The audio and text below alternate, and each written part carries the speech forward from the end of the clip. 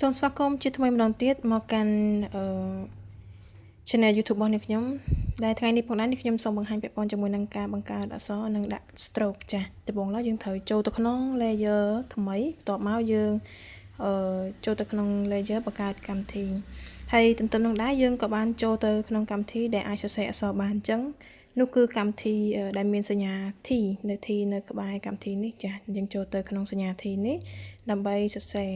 អញ្ចឹងដូចអ្នកទាំងអស់គ្នាបានឃើញសញ្ញា T នេះគឺអាចសរសេរនៅអក្សរគ្រប់បែបយ៉ាងដែលយើងចង់បានចាស់យើងចូលទៅលើហ្នឹងបន្ទាប់មកយើងអាចសរសេរវាបានប៉ុន្តែមុនចូលទៅដល់នោះក៏យើងត្រូវតែបង្កើត layer សម្រាប់បោះវាមួយទៀតដែរនៅក្នុងកម្មវិធី Photoshop បន្ទាប់ពីហ្នឹងក៏យើងបានឃើញពាក់ព័ន្ធជាមួយនឹងកន្លែងបដូរពណ៌ចាអញ្ចឹងយើងចុចកន្លែងហ្នឹងមកយើងអាចបដូរពណ៌បានអញ្ចឹងនៅក្នុងការបដូរពណ៌នេះយើងអាចបដូរពណ៌ពីពណ៌ខៀវពណ៌ក្រហមពណ៌ខៀវបៃតងនិយាយទៅតាមការចង់បានរបស់អ្នក design ទាំងអស់គ្នាទៅលើប្រភេទអក្សរហ្នឹងអញ្ចឹងនៅពេលដែលយើងបដូរពណ៌ទាំងអស់នេះហើយ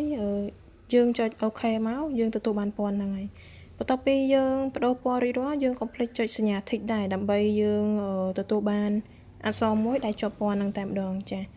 ក្រៅពីនោះក៏យើងអាចចូលទៅសញ្ញា T ម្ដងទៀតដើម្បីចុចលើផ្ទាំងអក្សរហ្នឹងហើយបន្ទាប់មកយើងអាចចូលទៅមើលថាតើយើងគួរតែបង្កើតទំហំប៉ុណ្ណាឬក៏យើងចង់ដាក់ទំហំប៉ុណ្ណាកន្លែងនេះគឺជាការដាក់ទំហំនៃអក្សរហ្នឹងអញ្ចឹងយើងចង់បានតូចធំយើងអាស្រ័យទៅតាមស្ថានភាពជាក់ស្ដែង